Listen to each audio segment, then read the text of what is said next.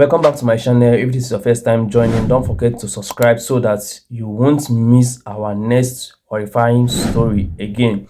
This story took place in Nigeria at Ogun State during the time of 2014. So it exposed a dark undercurrent of human ritual sacrifices. The event became widely known as the Soka Forest. So stay tuned. Let me tell you the few story. In early 2014, residents of the surrounding communities of Ibadan and Ogun State began reporting the mysterious disappearance of loved ones. People went missing without a trace. Men, women, and children vanishing from markets, bus stops, and other public spaces. There were whispers of kidnappings for ritual purposes, but nothing concrete ever surfaced.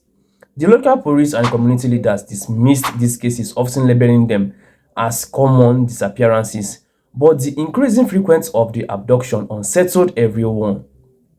The horrific discovery of the Soka forest on March 22, 2014, a group of motorcycle riders, locally known as Okada riders, made a chilling discovery while searching for one of their missing colleagues. They had been led to an unknown area known as Soka Forest, a thick, uninhabited forest in the outskirts of Ibadan. What they found there would shock the entire nation. The riders stumbled upon an abandoned building hidden deep within the forest, which was surrounded by human skulls, decaying bodies, and skulls. Inside, they found several emaciated captives, chained and starving, their bodies showing signs of severe abuse and torture. Many were too weak to speak, their spirits broken after months or even years of captivity. The survivors recounted unimaginable horrors. They had been kidnapped by unknown men, held in the forest, and tortured while body parts were harvested from them alive. Some of their fellow captives had been killed, their organs and limbs taken for ritual purposes. This building had served as a slaughterhouse for ritual killers who operated with shocking impunity. So, as news of the discovery spread, law enforcement officers and angry residents flooded the forest, uncovering even more horrific evidence of the killings. Dozens of decomposing bodies were found scattered around the area, many of them mutilated, and missing body parts such as hearts, liver, and heads. The stench of death was overwhelming. The captives who survived told stories of how they had been kidnapped by ritualists and sold to witch doctors, that is native doctors. They were kidnapped and sold to native doctors who performed rituals with human organs for clients seeking wealth and power. Some victims were killed immediately, while others were kept alive, their body parts harvested over time. What made this even more terrifying was the realization that this wasn't the work of ordinary criminals. It appeared to be an organized, long-running network of ritualists and kidnappers who operated in the region.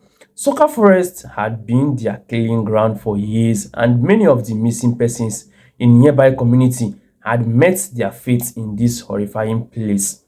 So, as the community outrage and police everything started, this led to the investigation of the Soka Forest. So, the discovery of Soka Forest sent shockwave across the country. Outraged residents protested, calling for justice and accountability.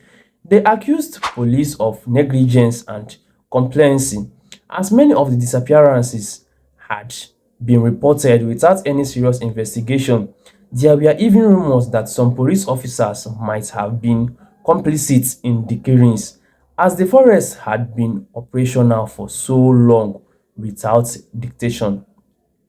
The police quickly launched an investigation, arresting several individuals suspected of killing. So, some of the arrested individuals include property owners and workers in the nearby communities who were believed to have assisted the ritualists. However, the mastermind behind the operation were never fully uncovered, leading to widespread frustration and a belief that powerful individuals were protecting the killers. National shock and reaction. So, the Soka Forest murder has become a national scandal with news outlets across Nigeria and beyond covering the gruesome details. The public was horrified by the sheer scale of the killings and the brutality involved. Activists and human rights groups called for stronger measures to address ritual killings and human trafficking, which they argued had been largely ignored by the authorities for too long.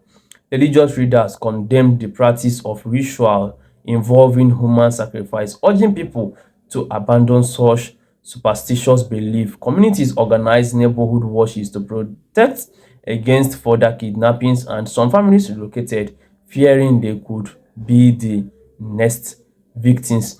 The government promised to crack down on ritualists, but the fear and trauma left by the Soka forest discovery continued to haunt the region. Many bodies were never identified, and countless families were left with the heartbreaking reality that their loved ones had likely perished in the evil forest.